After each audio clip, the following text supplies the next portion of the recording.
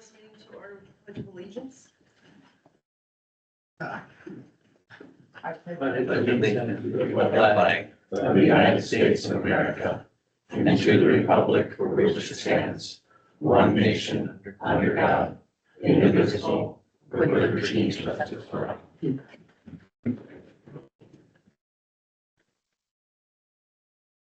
John, take us to roll call. Mayor Hine. Present. Counselor Johnson. Present. Counselor Quaid. Present. Counselor Hendrickson. Present. Counselor Jecka. Present. I don't have a lot for the mayoral update, and I apologize, it won't be on the screen. I didn't get it here in time tonight. But it's just a little thing anyway. I had the quarterly lunch meeting with the mayors of Duluth, Proctor, and Hermantown. As I've mentioned previously, we get together once a quarter just to talk about what's going on in our respective cities, to look at ways that we may possibly be able to collaborate and provide services in a more cost-effective manner. And so I enjoy those lunches. It's nice to hear what's going on in their communities. Some of our issues are very similar, some are very different, thank goodness. But anyway, it's just a way for us to stay informed with each other so that we can answer questions from our residents about what's going on in the community. Other than that, I really don't have anything else to share. So we will open the public hearing. Truth and taxation hearing, brief explanation of the proposed levy. Then we will have a public comment period. Please limit your comments to 3 minutes. When you speak, please come up to the podium, give your name and your address for the record. Tony, you want to run through this? Sure. So looking at our 2026 proposed budget levy, after the initial proposed levy was set, council did meet and look at different ways that they could decrease the budget, because originally we were at the 8.23%. So we did do some reductions in the two highlighted items noted there for the parks and under road and bridge, with the intention of using LGA money to support some of the budgeted requests from those departments. So the new proposed levy is a 3.95% increase for a total levy amount of $1,903,000 and $903,062. Thank you. Council, anything to add to this? Would you like to say? I would like to say that the council worked very hard to get this levy down to a little under 4%. I'm proud of the work that we did. So that being said, are there any comments from the residents about the proposed levy? I just say it's also worth noting that core inflation right now is around 3% for last year, so things aren't getting any cheaper for us either as a city.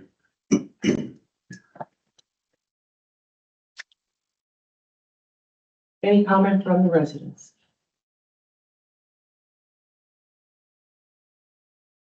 I'll ask one more time. Any comments from the residents on the proposed levy? Okay. Resolution 25-37 will be setting the city levy as we have just discussed. Do I have a motion? I'll make a motion to approve resolution 2537. Councilor Hendrickson has made the motion. Do I have a second? I'll support. Councilor Jecka has supported. All in favor, say aye. Aye. Any opposed? Motion passes. Next on the agenda is public discussion. This is for any items not listed on the agenda below. Discussion time is limited to 3 minutes per presenter. I know that we do have a number of residents here to discuss the same issue. I would like it if if you're just going to say what someone else has said, that you don't just repeat it. We like to hear as many of you as we can, but we want to hear as many views as we can. So that being said,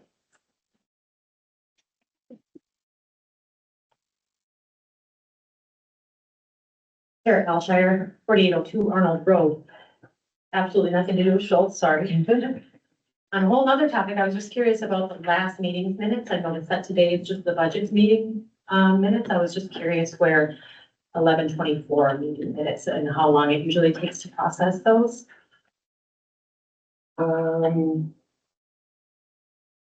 Tony, is there a problem with those minutes? Not a problem. I just was on vacation and it was the Thanksgiving holiday, so I was not here for a week, so that's why they're not done. Okay, so we'll have them by the next meeting. Yes, you are. Okay, because there was a lot more done that was on a Sunday. So, there was 2 closed meetings that were held recently. And the rule with closed meetings is there's an attorney-client privilege. That only applies when discipline isn't done. So if discipline action is taken because of those closed meetings, then it has to be disclosed why those meetings existed. So in those minutes, I'd be curious, because there was also a posted meeting for Wednesday of last week. And it looks to be the same exact verbiage. So I'm assuming that was the same topic. Would that be accurate? Correct. Okay, so, when those meeting minutes come out, we'll get to see the discussion in those closed meetings. But that is not correct.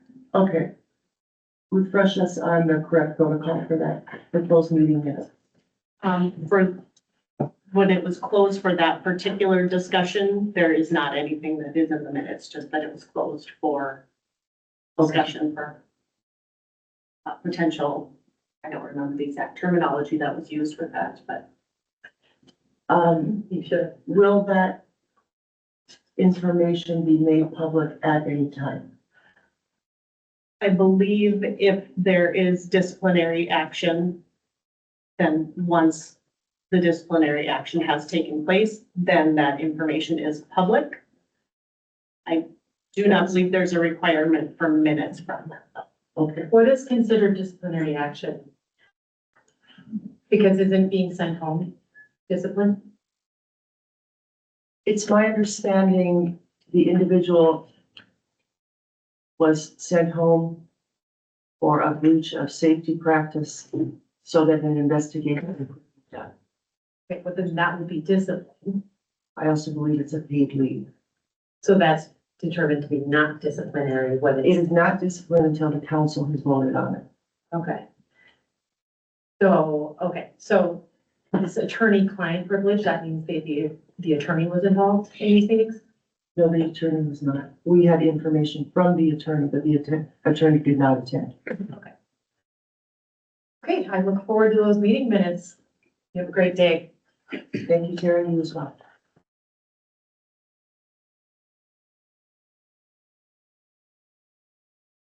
Next, Oh, is this where we can start? Okay. I thought it was a public discussion of other things. Gary Lundstrom, 4008 Schultz Road. And I've just got a short piece here to say before, I guess, the video that I created with the burn boxes will be shown afterwards. So to Mayor Heim and councilors, I want to thank you all for your patience with me and respect that you've shown as I've corresponded in various ways with you in the past 2 weeks. I especially wish to thank Councilors Bob Quaid and Daryl Johnson for their visit to our home this past Tuesday. They spent nearly 2 hours with me, and I felt they showed genuine concern for our situation with both the burn box problem as well as the city's intention to pursue the 5-acre parcel bordering our property. My husband Tim and I are very appreciative that the parcel pursuit process, sorry about the tongue twister, has been paused. We're sure our neighbors are grateful for that as well. I acknowledge that, however, our neighborhood works to resolve the burn box dilemma with the city, that we're seeking to achieve does have a simple, fast solution, nor does it have a simple or fast solution, and is likely to be an expensive matter to resolve.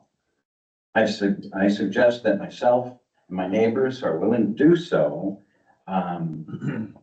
form a group to continue dialogue directly with the council and mayor. Of course, I haven't done a lot of civic involvement, so I don't know how those processes will be put into play.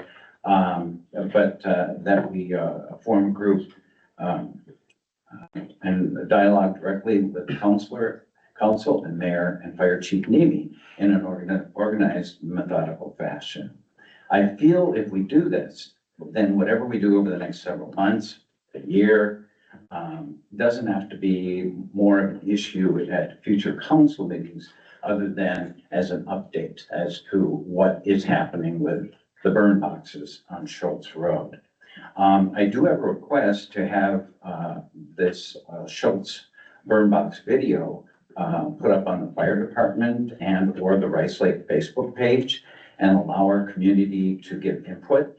And I'll even go further with a request to have the change.org petition posted as well, because we are starting to gather momentum with that.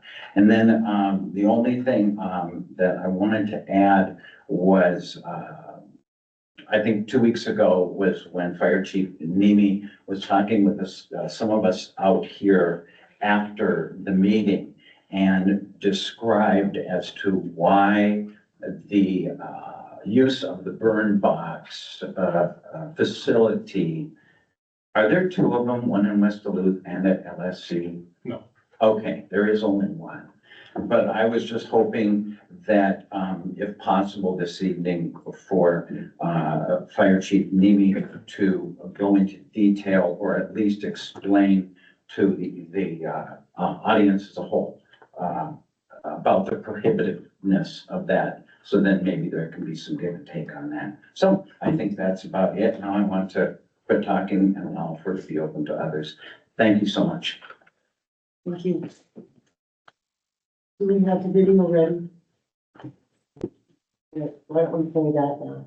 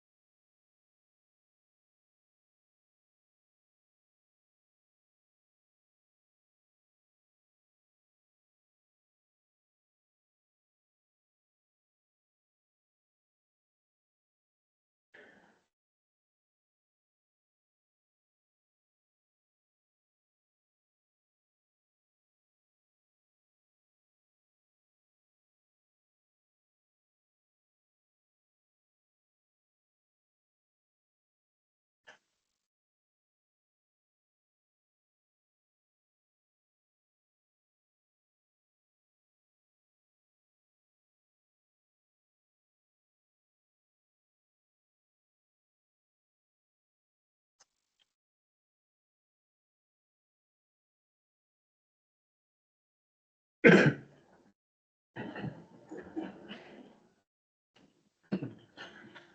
you, Carly. At this point, we're open to further comments from the residents.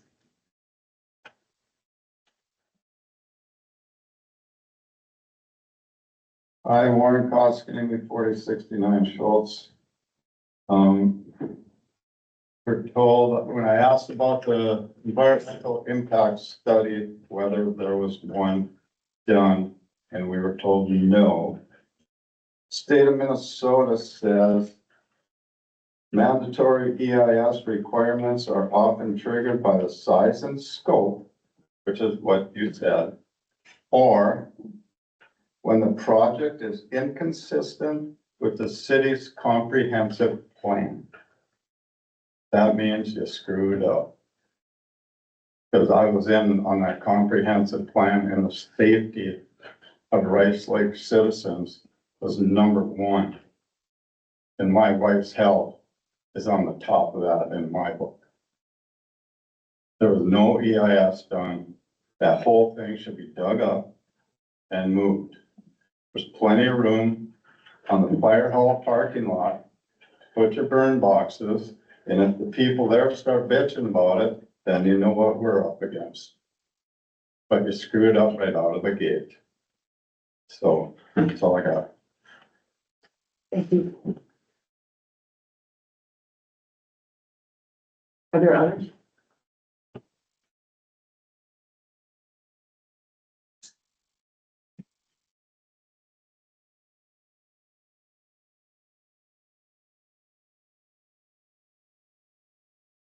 Robin Murphy, 5785 Arnold Road. I just want to offer a little bit of a different perspective. I'm actually only a mile away from the training facility, and I drive by it twice a day, every day on my way to work and back. And then I also, on the weekends, I'm going at least once or twice back and forth. And I very rarely see anyone there. The gates are usually always closed. I've lived in my house for 42 years. And we had a property to the south of us that was state owned. And we didn't think anybody would ever purchase that property, so we always thought we'd have that privacy. Turned out that wasn't true. So we ended up having, it's actually a 5-acre parcel long, and then which ended up being a driveway to 40 acres that spread out behind us. And with that, it's residential.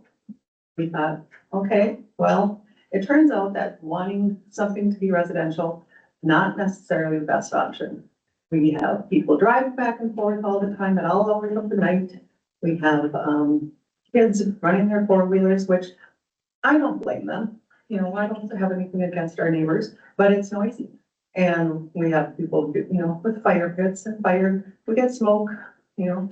So I myself would love to have a facility like that where I know that from whatever time at night, it's gonna be quiet.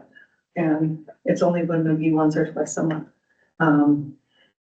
So I understand their concerns, but I'm just offering a different perspective that residential, you can't control who buys it. You can't control what they build, other than, you know, with the ordinances, but you never know what you're gonna get. So at least this way, I mean, I'm happy that our fire department is training and trying to protect our city. And if they want to come next to me, I'd be fine with it. So, thank you. Mhm. You must watch. Yeah. You heard it. Would anyone else like to speak on this topic?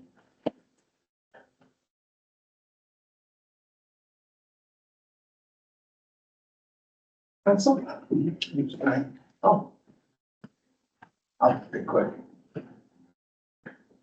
Steve Allison, 5706 Arnold Road. And, lived there for, I had to look it up, 28 years. And so I'm about a half a mile away from the training site. It just so happened that, I was driving by and I forget the exact date, but I think it was a weeknight, maybe like a Monday evening that the folks who are doing some training there. And, my first reaction to it was, boy, I wouldn't want to live across the street from this because the smoke was thick. At first, as I was driving down Schultz, I thought it was fog. And then I realized, oh, they're doing a training exercise. And so that's, what I wanted to share is that, in my opinion, it's not a good spot and I feel for my neighbors. And, I would encourage each of you on the council to go by there when they're doing a training exercise. And of course, the wind probably makes a difference. I guess if the wind was out of the north, maybe it wouldn't have nearly the impact, but I'm guessing the wind that night was out of the south and, it was blowing right across Schultz Road. And so I would say, part of the discernment process, I would encourage each of you to observe what's happening on Schultz Road when they do a training exercise. Thank you. Thank you.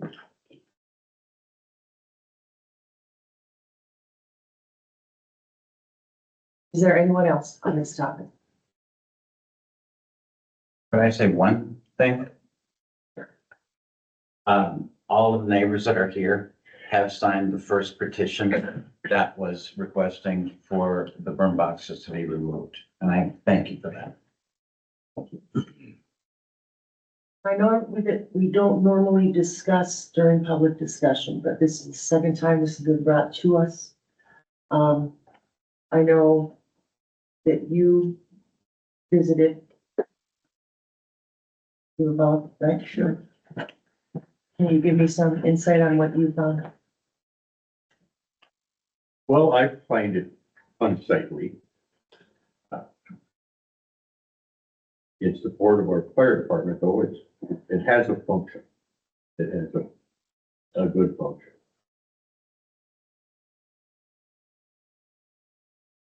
Could I ask Steve a question with it?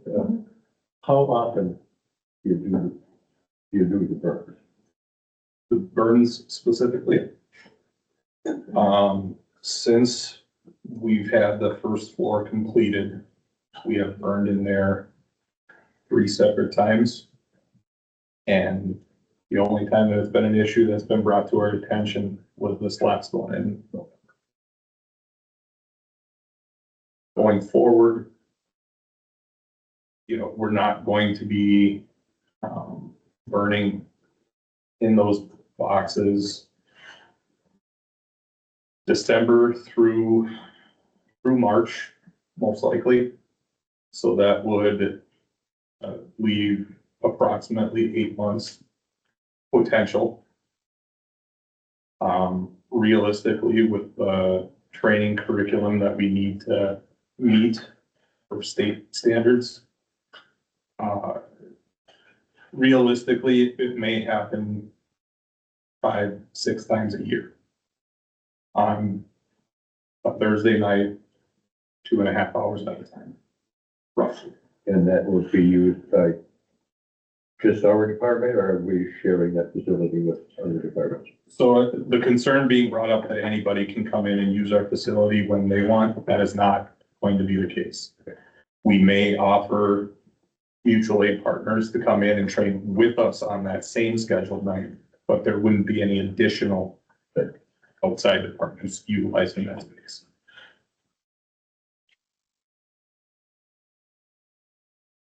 It's my understanding if we don't have a training burn site here, we have to go out to do it. Yes, that is correct. Because then leaves our city a little unprotected. Correct. Oh, yes, Mark. Are we gonna charge those $5,000 like we get charged when we use somebody's burn box? Or are we gonna do it for free? There has been no discussion along those lines for or against that. Because my understanding of last conversation, we paid $5,000 for our people to use LSC burn box, correct? Correct. So we should be getting similar monetary reimbursement if that keeps going.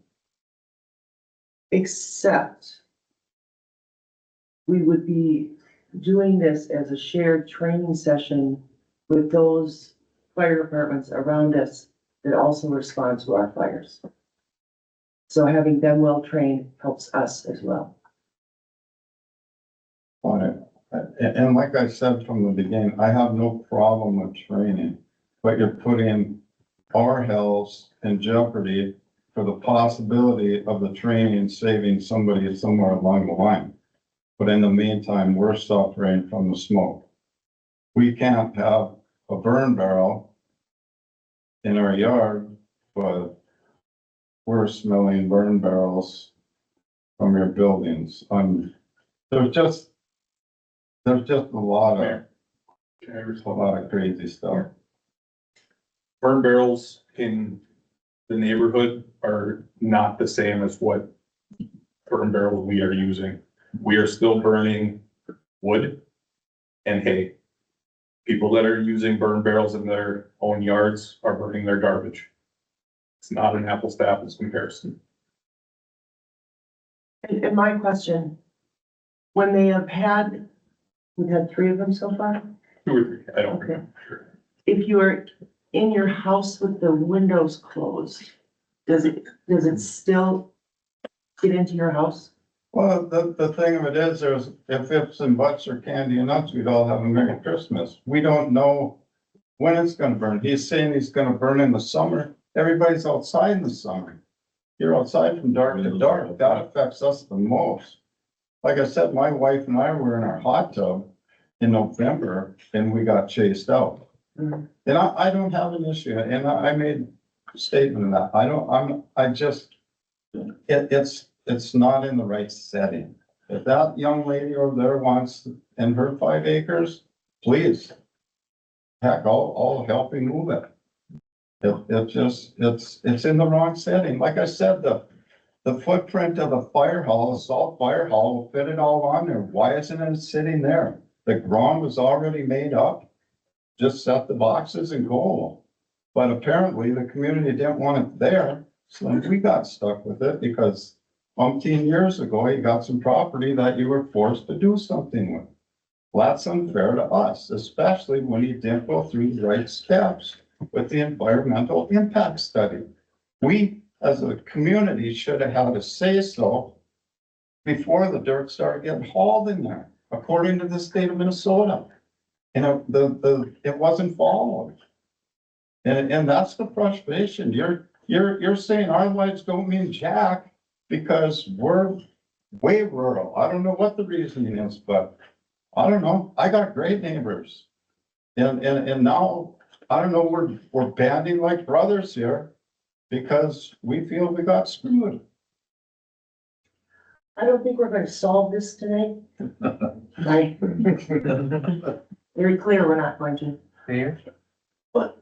I just wanted to add, I'm sorry, Fire Chief, we weren't in the state during that previous burn. Mhm. We were out of state, so we didn't know what was happening. Yeah. You know, and the thing of it is, they're exactly right with the wind, you know what I mean? But it's still an unsightly deal. You still have an issue with the trout stream. Cause that trout stream, 200 feet of either side of that trout stream, you can't do anything with.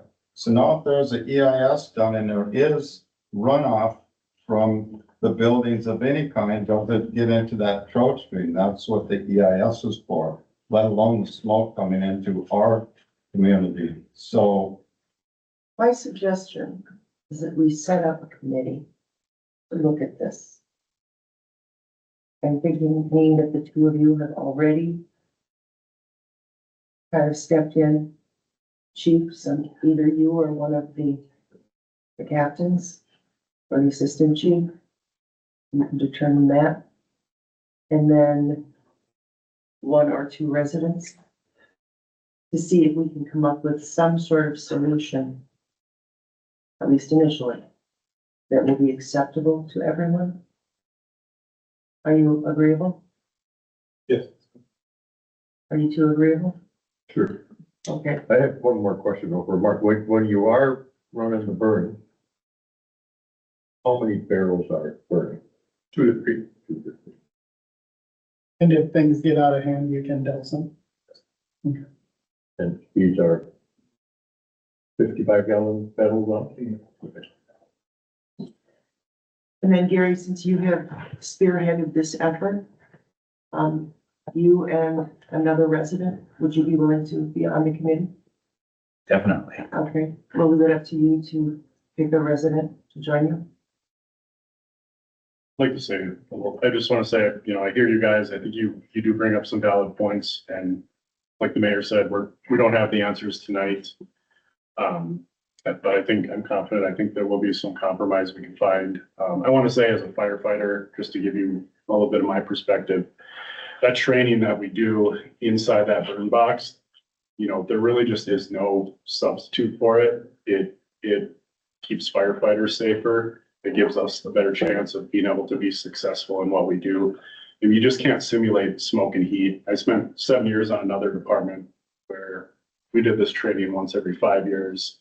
And we'd pull our masks down over our visor and crawl around the hall. It's just not the same as being able to use your equipment like thermal imaging cameras to get that training, to get that it's the closest thing you can get to real experience.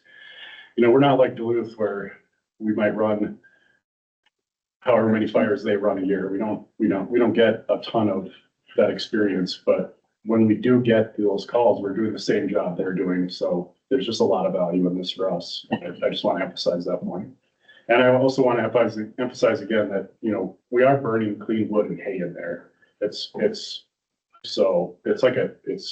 no different than having a campfire or a bonfire or something like that. I just want to emphasize that is the smoke that's coming out of there.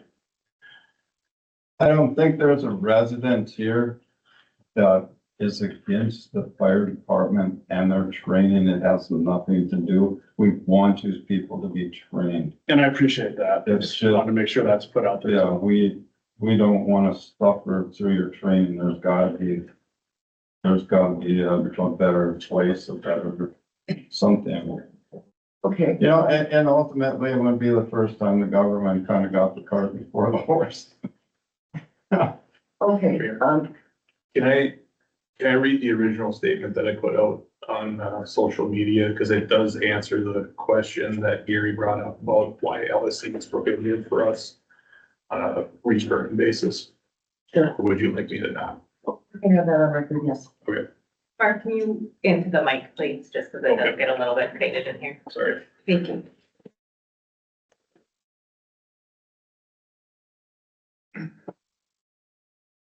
So a community statement from Rice Lake Fire Department. Rice Lake Fire Department would like to address concerns raised regarding our live fire training conducted this past Thursday evening. We value transparency and want to ensure residents understand how and why these trainings occur, as well as the steps we take to keep our community safe. Training, safety, and materials used safety for both our firefighters and our community is our highest priority. All live fire trainings are conducted in accordance with national standards, including NFPA 1403, which governs live fire training. Only Class A ordinary combustibles, specifically clean wood pellets and straw, are used. These materials provide predictable fire behavior, allowing for controlled, safe, and effective training scenarios. Any other materials create unpredictable fire behavior and risks the safety of my members. The use of the training property. The property where training is conducted has been owned by the city for more than 15 years and has long been designated for fire department use. With the availability of 2023 public safety aid funds from the state of Minnesota, the city was able to construct the training facility without placing additional financial burden on taxpayers. The question was brought up, why not continuing to use Lake Superior College? Some have asked why the department no longer relies solely on the training facility at Lake Superior College in Fond du Lac neighborhood. There are three key considerations. The cost. In 2020, the cost for a single LSC live fire training was approximately $2,500. Today, the cost has risen to $5,000 per training session. Since 2020, the department has spent $21,695 on LSC trainings. By utilizing our own facility, the city recovers its investment in roughly 15 months. The training frequency and participation. Due to cost constraints, LSC live fire opportunities were limited to once per year, which is insufficient to build strong, practical firefighting experience. Additionally, LSC trainings had to be scheduled on Saturdays, resulting in only about 50% of our personnel being able to attend. With our own site, We now conduct realistic live fire training monthly, typically the second Thursday, with 90% or more of our membership in participation. Each session lasts approximately 2.5 to 3 hours, providing consistent, high-quality training that directly enhances firefighter readiness. Response availability. Training at LSC requires the department to be out of the city for up to 8 hours. During that time, mutual aid partners provide coverage, but response times are inevitably longer. Conducting training within Rice Lake keeps crews in district and available to respond immediately to any emergency. Smoke concerns and the weather conditions. One factor beyond our control is the weather. On Thursday evening, a temperature inversion occurred, essentially acting like a lid that trapped the smoke close to the ground instead of allowing it to rise and dissipate normally. Combined with calm winds, this caused smoke to linger in the area more than usual, creating the unpleasant conditions that some have stated. Oftentimes you will notice this happen in the fall when smoke from wood heating begins. This is something we did not plan for. We recognize that smoke can be unpleasant for some residents and we take those concerns seriously. The smoke produced during these trainings is comparable to that of a typical bonfire or wood burner based on materials used. Additionally, there were statements that were made about the smoke traveling to near Stokey's in the Homecroft area that were just not accurate. Moving forward, as we continue to build out our training facility and adjusting our operations, we're committed to being good neighbors.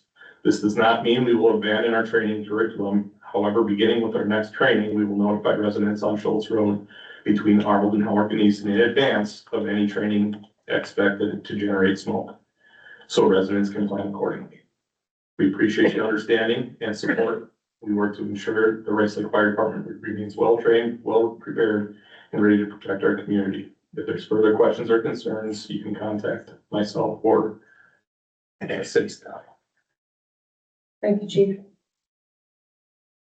So are we allowed to maybe have 4 of our neighbors? I mean, it doesn't just have to be 2 because I'm seeing us setting up a dialogue and working with maybe 4 from the city, 4 of us, and because I'm hoping that the alternatives that I've suggested in our literature here, as well as to you, such as, is there a gravel pit that can be used where these can be moved to? Is there somebody with more remote property that isn't 165 yards from a burn box like we are, our doorstep? And Shane, across the street is about 155 yards from the burn boxes. Norm directly across, it's got to be only like about 100 yards from the boxes. We've got houses right on either side of this thing. Right. And I'm hoping that we're gonna be able to address this in committee to where those can be Right. opened options of moving it. My experience with committees is when they get too large, things don't get done. But being that we have 3 from the city, 3 from the neighborhood, I think would be a good number. Yeah. And can I leave it to you to work with Gary and get a meeting set up and then, all right. Thank you. We'll leave it at that and then we'll expect some updates. Can I just read one little snippet? It says, Environmental Protection Agency can impose substantial monetary fines, sometimes as high as $101,439 per day, depending on specific environmental statute violated. Oh, yeah. Can I clarify on that? According to our comprehensive plan, this property is deemed public, so we are not in violation of a comp plan or an environmental assessment. But you're saying anything deemed public, you can do whatever you want on it? Is that how that reads? Is that how that reads? The public building, The public building. public property, and it's being used for public safety training. Okay, thank you. That being done, we have formed a committee. It's time to move on. Thank you for the input. I appreciate it. Next, we have John Bennett from the U of M. Going to talk to us a little bit about local sales tax. Good evening. My name is John Bennett. I'm with the University University of Minnesota Extension Department of Community Development. And I don't live in Rice Lake. I live in at 9402 Zimmerly, and what I like to call is tropical South Duluth. So not too far from Fond du Lac. But yeah, I'm here mostly, I certainly could have sent an email or a reply to Carly, but I wanted to have an opportunity to come out here and introduce myself. I've been working for the university for 19 years now, and I do work around Northeast Minnesota, mostly around community and economic development. A lot of the work that I do sort of relies around data, applied research, but also coaching or working with community groups. Anyway, like any type of public issue that you're wanting to research or learn a little bit more about, Extension is kind of here and all over the state to help you do that. So last week, an email came across my desk from Carly, who was looking to have a local option sales tax done, which is something that Extension has been doing for a long time. I guess I've probably done 10 to 12 of them myself. But anyway, I wanted to just kind of tell you a little bit about the difference of what this data would look like from what I think you had been looking at, which is a report that was done for the city of Hermantown. Have you all seen that report, or are you familiar? I think Tony and I maybe have just seen the Hermantown report. Yeah. Okay, so, but you guys are wanting to have an understanding of what the local option sales tax would look like if you were to consider implementing it. And there are some things we can do to help you understand it a bit more. The data that we normally use, which comes from the Minnesota Department of Revenue, is not going to be as in-depth as we're able to get in communities or taxing jurisdictions that frankly just have more businesses. The Department of Revenue does not release data for individual retail sectors or categories if there are fewer than 4 types of business in that particular category. So if you don't have that number of businesses, they're not going to release that data to the public.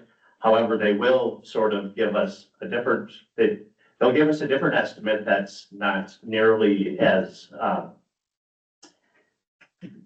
it's an estimate, and it's going to be pretty good in terms of helping you make your decision about whether to implement a local option sales tax, but it's not going to look the same as the data that is in the other report. So I might encourage you to, if Tony or Carly can email that out to you, you might want to have a look. But it's going to give you an idea of about total sales within the taxing jurisdiction and give you some type of idea whether or not you are likely bringing in more sales than the population that lives here and what we would typically expect the people that live here to have. But it will be, yeah, it will be useful. And now that I know you haven't read this report, this is not how I thought this conversation was going to go. So that's my fault, but, or just lack of my understanding. But I wanted you to be aware that if and when you move forward with a report that's, it's blinking red here. Can I talk loudly, or is it gonna miss something? We can hear you. Okay, I have a voice that projects. I just wanted to make sure that we weren't spending time doing something that ultimately was not what you were looking for or useful in you when you start thinking about making this decision. So, are there any questions about what is now I know is probably because not a whole lot of people know a whole lot about local option sales tax. So I may have just confused you more than I helped you. But anyway. If we choose to go forward with having a study done, how long does that take to do? For something like this, it won't take long. There's not a whole, I don't have all of the data that I would normally use to do this type of analysis, we're not going to have. I'm basically gonna have one number from the Department of Revenue that's gonna give us some information about whether or not you're likely bringing people in, for retail sales or leaking out. If you had a group that, or a committee, I know not everyone wants to have another committee, but if you wanted to have a small group of people or a study group who can really sort of understand what the data is, I'd be more than happy to do that. It's not something I wouldn't drive 3 hours up to International Falls to, I certainly wouldn't drive 3 hours to International Falls to have a brief discussion like this, but I'm certainly happy to come across town and be as helpful as I can. So anyway, we're sort of here to, whether it's this or any other type of project or issue that you're trying to figure out, if you need some resources from the university, or you need somebody like me who's kind of a econ and local development guy, that's a service that Extension offers to small communities or any community. And mostly that's what I wanted to come here and tell you, is that I've been here for 19 years and this is the first time that I've been in this building. And so I'm a little embarrassed that it's taken me this long to get here. But here I am. And so, yeah, I guess I'm sort of just saying you can put my number on the phone dial, and I'm here to help. But if you do decide to move forward on this, I'd be happy to do whatever I need to do to make sure you guys help you understand what the data actually all means. It's not overly complicated. It's actually pretty simple. And I am sort of, I'm guessing that the number that's going to come back is going to tell me that, yes, you are mostly bringing people in for sales, and a lot of the sales tax is likely coming from outside of your taxing jurisdiction. But I can't say that for sure until I actually get some data.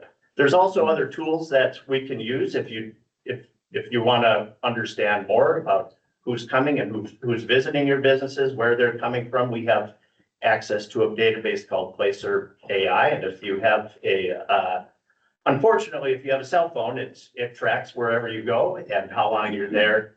And this is something that it's a tool that I've been using a lot. So if you want to understand your business community a little bit more, and that's something that we can do, but it's not, it really kind of depends on you and what you guys are working on and what type of information you're ready for. So. Okay, thank you. Thank you. You're welcome. Happy to come back anytime. John, I got one question. Do you know if we establish a sales tax, does that have any effect on offsetting local government aid? I don't know that. No, I don't get involved in the local sales tax discussions. I don't go any further other than helping create an estimate of what what communities can expect their local citizens are paying for versus tourists and your guests and visitors from Duluth. So no, that's not a question I can help you with. We do have a website that has a whole, I do a whole bunch of different types of analysis. And if you've never been to our website, I'll leave a few cards here. You folks might want to check it out. There's probably a lot of useful things that the university can do for you that you've never known about before. So. Thank you. Thank you. Lori, can you send that Hermantown analysis out to us? Is it you, Jenna? No, no, yeah, that's it. Long, we didn't. Sure. Yeah, I can take a look. Thank you. This was, just to clarify, so this was the follow-up from the information we received from Northland Trust. Yeah. And I believe that result was in a previous, or summary of it was in a previous meeting. And then council had asked for us to look into having a similar report done to that. Yeah. So I have been working on getting in touch, and then John offered to come and give us some more information. I'm not the guy doing the reports anymore on my team. It's another guy. I'm doing other stuff. I will be the guy who comes and talks to you about it once it's done. And so it's whether or not you're doing it just for the local option sales tax, it's actually pretty useful information for you to just know. Like, what do your sales actually look like? And it might even be something that you want to monitor, what your traffic looks like year after year, particularly as it, relates to the local economy. So. Sorry about the bad mic, but we're kind of used to that. We've got a couple of them right over here. Yeah, no, don't, Another one hanging off the kitchen. no problem. I'm gonna take off here if, Yes. that's it. So, thank you all. Thank you, John. Okay, we are now at the consent agenda. On the consent agenda tonight, we have the minutes from our last budget meeting on November 10th, 2025, and executed claims from 11/25/2025 to December 8th, 2025, totaling $41,041.53. I assume you've all had a chance to look at this. Do I have a motion? I'll make a motion to approve the consent agenda. Counselor Johnson has made a motion to approve. I'll second. Counselor Clayton seconded. All in favor, say aye. Aye. Opposed? Motion passes. Department reports, financial.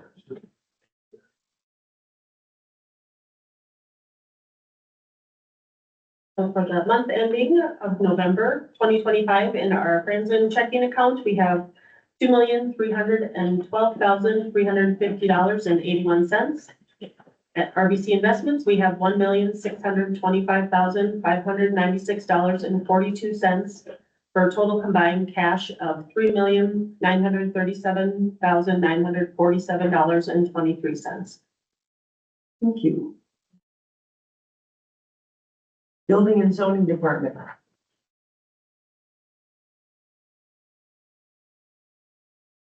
Right, I'll just put it up on here. Okay, so in November, we had one commercial framing only permit, one driveway access permit, one land disturbance, one PUD final plan amendment, one residential roof siding, windows, doors, one right-of-way permit, one sign permit, and one wetland delineation. Total valuation, $110,642.48. Total fees collected, $6,774. Thank you. Council, any questions? Animal control. All right, you saw the first one on here. I think I was just adding the fee to that one. And I believe the other one we have looked at previous. So really just the residents calling about a dog that they found down by the dog park, had a dog tag and was reunited within minutes. Another one that was found with a city license tag that was reunited very shortly. So if your dog's not licensed, get your dog licensed. It is another way of, and none of these people are getting fined. It's just their license tag helps get them back home quicker. So, and then another kitten at Animal Allies, which we have not yet been billed for.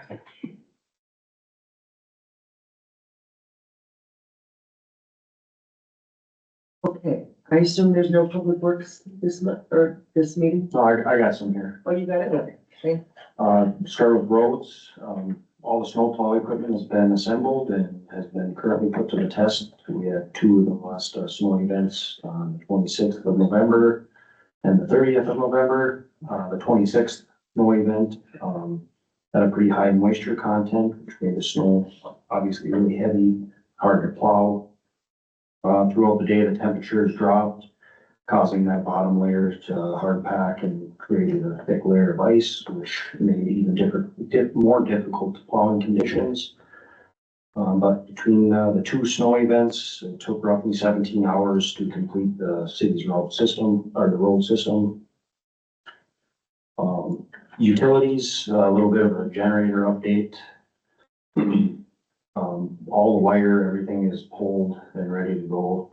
there's just one small little thing that was missed. The electrical contractor didn't catch when they were doing their quote, was we have cold pack, systems that were put into these, so you can have kind of like your car where you can plug them in, and they're always ready in the winter and the colder months.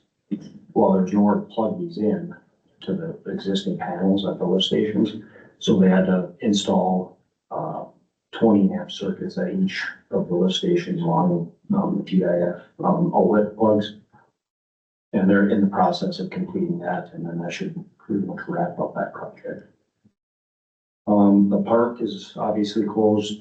The far east soccer parking lot, the parking lot has been plowed. We're gonna try to keep up on that for the frolic. And in front of the pavilion, those parking spots there too, for those school. There's a really good sliding hill in the park. Are kids able to access that? Yeah, the pavilion gate is still open. Okay. Any questions for Shane? Chief? All right, so in November, we finally slowed down a little bit. We had 25 calls for service, 18 were medicals, we had 3 car accidents with injury, 2 gas leaks, 1 structure fire, and 1 automatic fire alarm. And then the only other thing of note really is that our new hires, Brendan Flagg and Gavin Gerbic, were sworn in as probationary firefighter EMRs. Great. We were bragging about the size of our volunteer fire department at the mayor lunch. We're doing really well. Sheriff's report.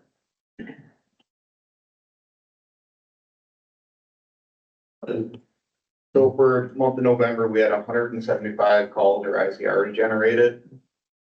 Just shy of 60 of those being traffic stops, 9 of which being accidents, and then a couple being gear versus cars who start to move real good now. And then 1 or 2 of those being personal injury accidents that we're trying to do as well. Okay. Questions? Any questions for Deputy? What's the hot rod? It'd be like exhibition drivers, so it can be anywhere from somebody accelerating faster, whipping donuts in a parking lot. They come to like, Like a duck. yeah, exactly like it sounds, it's pretty on the nose. Well, you do see that every now and then at an intersection where somebody Yeah, had a little fun, yep, yeah. burning up their tires. Yep. Thank you. New business. Thank you letter from the Rice Lake Volunteer Fire Department Auxiliary. Did you all have a chance to do that? It's very nice. We donated $500 to the Halloween party that the auxiliary puts on, and it's just a thank you note acknowledging that.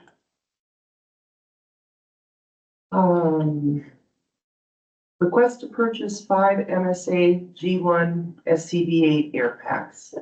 Chief. Yeah, so in wrapping up, the end of the year, we've been reviewing our operating budget. And, so just, read through this, we're requesting to purchase 5 MSA G1 SCBA air packs. Background information, air pack expenditures have been a capital replacement item historically. In 2015, we purchased 16 new air packs with a lifespan of 15 years. This puts a major capital expenditure for at least 16 new air packs in 2030. Current pricing per air pack setup is $9,849. Due to the Brimson wildfire response revenues and postponing large apparatus vehicle maintenance into the first half of 26, the purchase of air packs could be fully funded through the fire department operating budget. And then additionally, this will reduce the number of air packs being purchased at the same time in 2030 and slowly breaking up the replacement cycle going into the future for this capital item. I know that was a hopeful request from the council, over the years when we've been talking about this expenditure.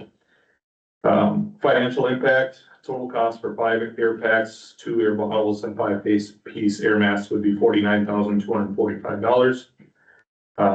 Per McQueen Emergency Equipment, there will be a 5% increase to the item cost January 1st. Over the last 3 years, McQueen has typically done a product percentage increase twice per year. Policy implications, there's only one quote obtained from McQueen because they hold the regional contract for MSA G1 air packs for our region. All of our equipment needs to remain compatible with what we currently have, which rules out using other brands of SCBA equipment. Recommendation is for approving this purchase. Alternatives, we could decide to wait until January 26th and pay the increase of 5% on the equipment, or we can decide not to purchase and just wait until 2030 and make the larger total purchase all at one time and not spread out the replacement cycle. Questions? Well, in my mind, I would certainly rather buy a little at a time than all of them in 2030. That would be a lot of money. Especially when it's going up 5% and it might be twice a year. Yeah, at least. Like I think this is a no-brainer in my opinion. How many total units do you have, Mark? 22 or 23. And all of them are gonna be done in 2030 or just some? 16.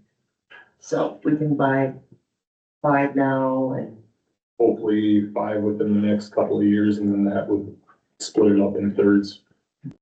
which would be Ideal. much more comfortable. What did you say, they last like 15 years? or 15 years, yes. I think this is a great idea to start getting different cycles, so we don't have to buy them all at once. Yeah. And we have money in the budget right now for it. Yes, I reviewed the budget with Tony on Monday or last Friday. And ballpark numbers were sitting good, that this will complete the purchase, and then we still have a buffer beyond that. Before I open it up to the residents, I'll have a motion. I'd make a motion to approve the purchase of Air 25030. Counselor Hendrickson has made the motion. Do I have a second? Second. Counselor Quaid seconded. At this point, I'll open it up to questions or concerns from the audience. How long are these good for then? 15 years. 15. Any other questions? Council, any further discussion? All in favor, say aye. Aye. Opposed? Motion passes. Request to approve purchase of an inflatable fire prevention house. This looks fun. Chief? Yeah. So in discussion with Fire Marshal Hungerford, since I've become chief, I've worked to fix our recruitment and retention. I've worked to fix our operational side of things on the response. We've worked to fix our training curriculum. The one thing that we haven't had a lot of focus on has been our fire prevention piece of things and education. And so this going along with our additional surplus of operational budget money in 25 because of that Brimson response, we'd like to knock this off the list this year. Carly, do you have a photo of the?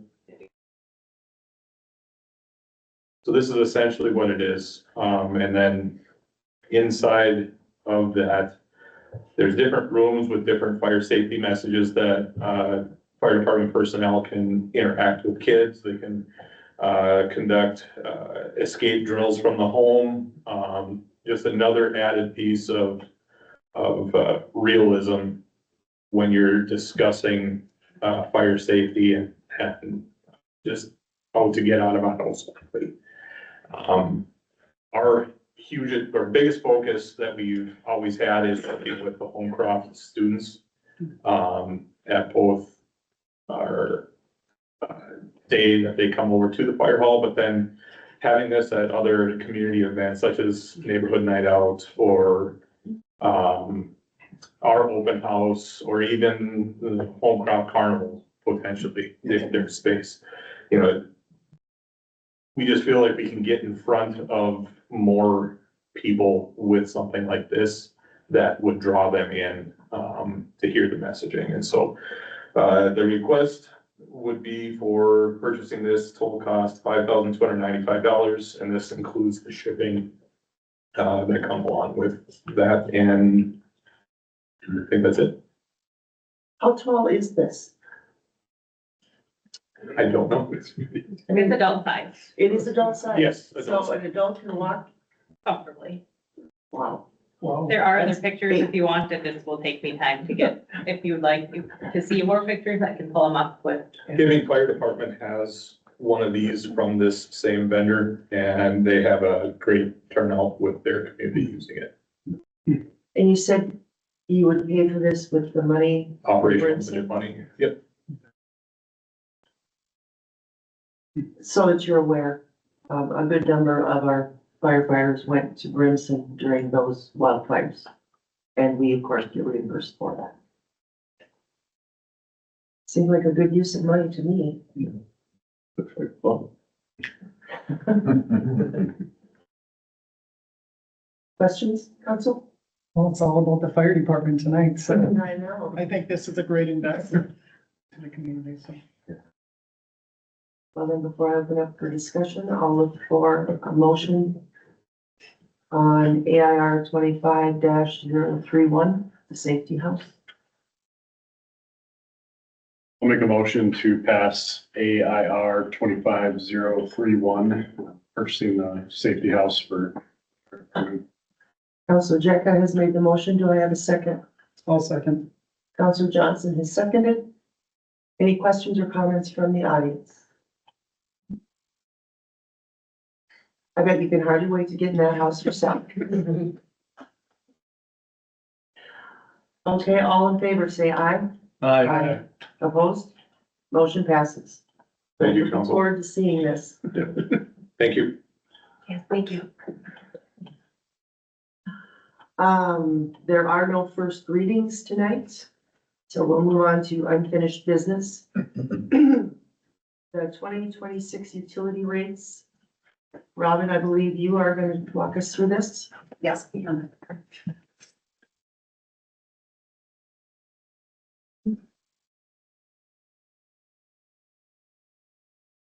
Please let me know if I'm not speaking loud enough. During the November 10th budget meeting, two different rate scenarios were presented through Waterworth. What I am proposing tonight is a third scenario that will achieve the same long-term outcome as the other two, but with a lesser impact on our utility residents. Tonight's proposals are for the 2026 utility rates with the intent of forecasting into each future year for capital infrastructure projects, knowing the current scenario proposed tonight may change each year. So we're not locking in on the future years, just really looking at 2026 for now, and it may or may not change in future years. In past years, we have increased rates in order for the utility revenue to cover the expenses. This strategy has worked for the purpose, but leaving no additional revenue to invest in long-term infrastructure planning. Until this year, we didn't have the tools to strategically look at water and sewer infrastructure assets and aging systems to know what upgrades, repairs, replacement costs are now and projected into the future. We continue to look for grants for capital improvement projects where we can, but we can't rely on them. Having a cash reserve will put the city and its residents in a better place and safer position for the future. So on page 1, this first slide here, the water rate graphs show the cash position staying above the target until around 2030.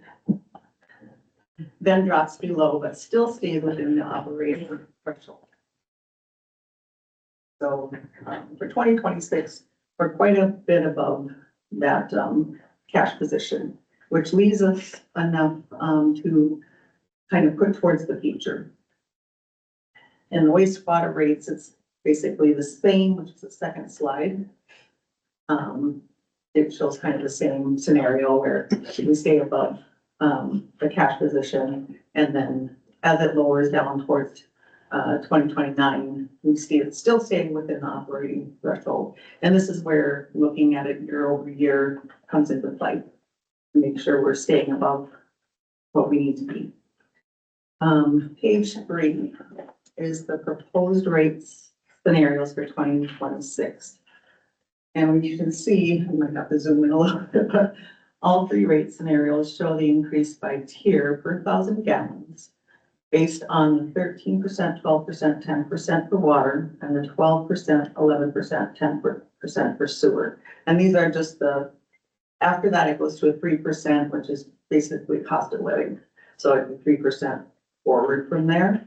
So, the 12% for sewer and the 13% for water would be for 2026.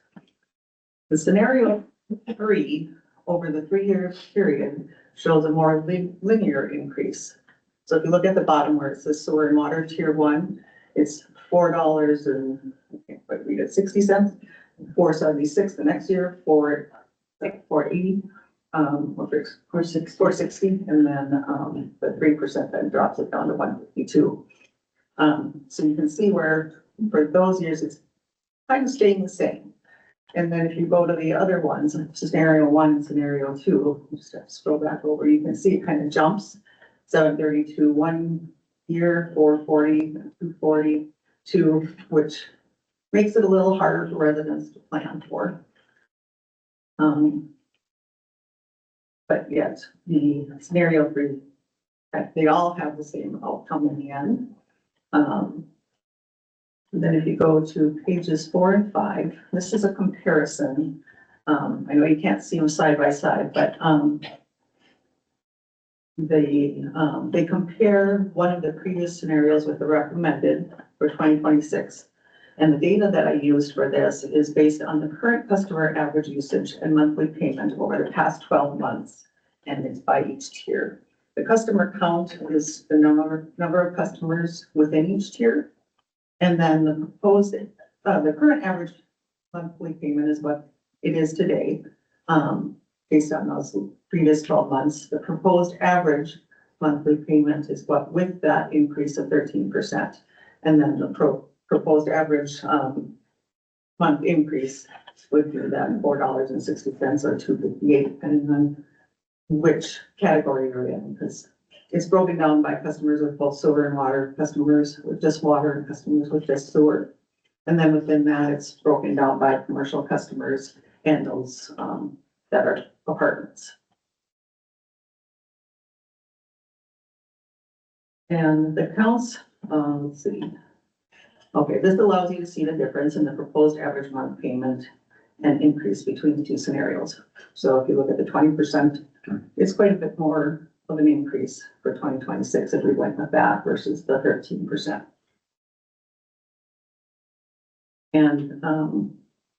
And to help put things into perspective, today I looked back at the rate increases for both sewer and water over the past 5 years, where I included the proposed 2026 rates. The total increase in dollars from 2021 to 2026 rate has the lowest being $3.74. So over that 5-year time frame, we have actually only increased rates by $3.74 for those in that lowest tier, and $5.51 for those in the highest tier. And with sewer, it's $2.76 over 5 years for the lowest, and $3.51 for the highest. So you can see where we were just basically covering our expenses. Where now we need to really look at being able to support our sewer and water infrastructure and prepare for future replacements, costs, repairs, and upgrades. And then page 5 is the Duluth Water Infrastructure Surcharge that they introduced this year actually, starting in the beginning of the spring. And this is for our portion, the city of Rice Lake's portion, to cover their infrastructure repairs and upgrades that they're being required for. And so we thought in the beginning that it was going to start with our May billing. It actually started with our April billing, so we're kind of a month behind, unfortunately. And then my tier structure rates that I had originally proposed did not end up panning out the way I had planned. So year to date, we're actually below where we should be by $4,249.71 as of October, which we should be able to absorb that for this year, but you want to make sure that for the following years, we are getting what we're paying. So my proposal is to, instead of having it as a tiered structure, because there's too many variables with that, is to just do $4.40 across the board, which ends up meeting what we're paying to do. So, every customer or every customer account would be billed at $4.40. It doesn't matter if they're residential, commercial, whatever, it'll all be the same. And we also do that for our bulk water customers, which are just our one-time customers that, use it basically during the summer. They would also pay that rate. We have not heard of any increase or decrease in the rates for this from Duluth, so based on average monthly changes, that's why I'm proposing this for 2026. This is subject to change if Duluth increases or decreases their rates, or if our revenue is not covering the cost. So you look at that as it pans out. Page 6. This is our utility, and now proposed rates based on what I just talked about. And then I just also wanted to, state that the bulk water fees, we would also increase by 13% as we are for, all the other customers using our water. Our late fee would go to a 10% as it is stated that in the sewer ordinance. And I think, the water flat rate fee, and the sewer flat rate fee would increase by that same 13 or 12%. As we are with the other sewer and water customers. Are there any questions?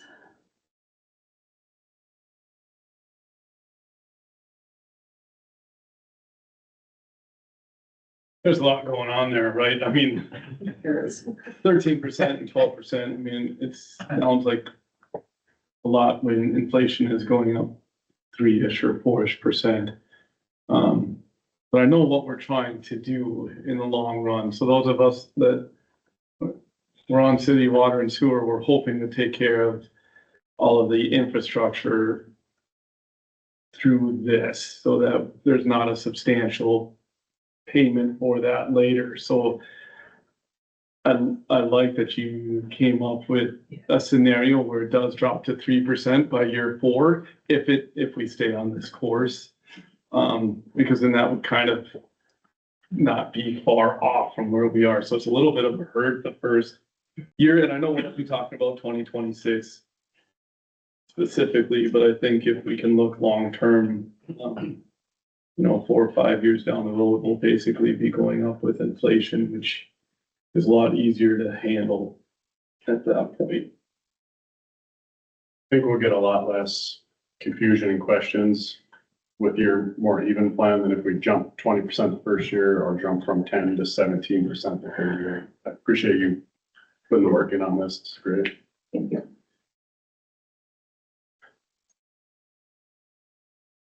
One question I have when you're looking at residential versus commercial, why do commercial tier 2 pay less than residential tier 2? I'm on page 4.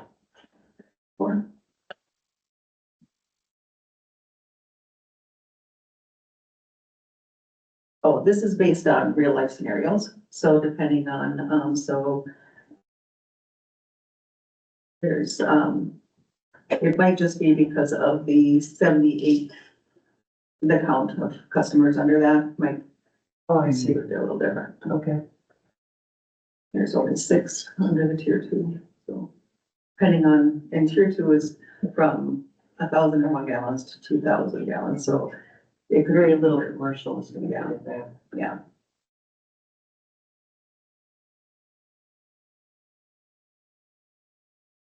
Council, any other questions for Robin? I got to sit in with Robin and city staff, Shannon and Tony, when we reviewed these numbers and it follows that Waterworth chart to reinvest in our infrastructure. So, yeah, not going 20% was a good thing, but we all sat around and spent good quality time picking the rates. And I think we got a favorable outcome. So thank you, Robin, for putting it all together. That program is amazing. Thank you. Do we need a motion on this tonight? Yes, so in actually the next item, the fee schedule, We'll approve it then. yeah, include it then, because it should all be included in that.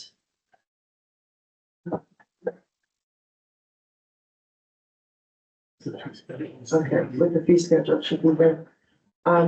Before we move on to that, well, it's bring to your mind, are there any questions or concerns from the audience with the information Robin just shared with us?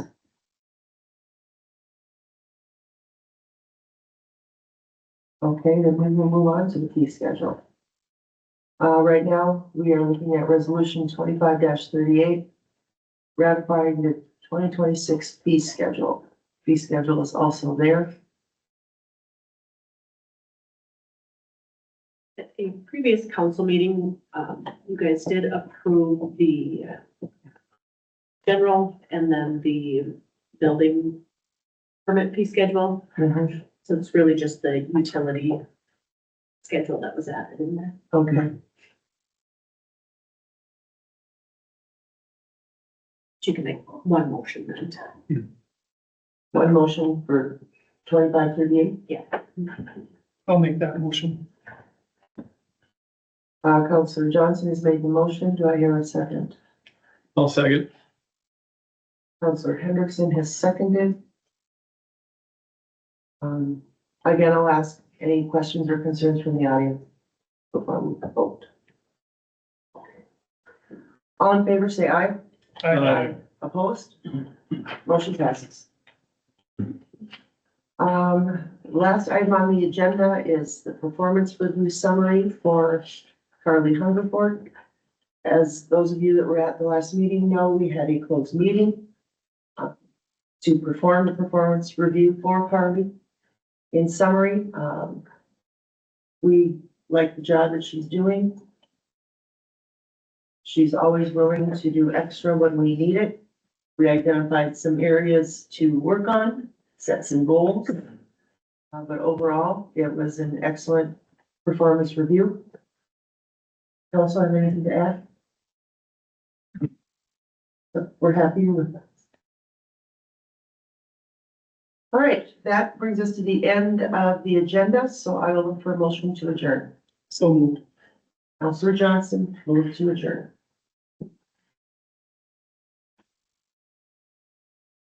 Thank you all for coming.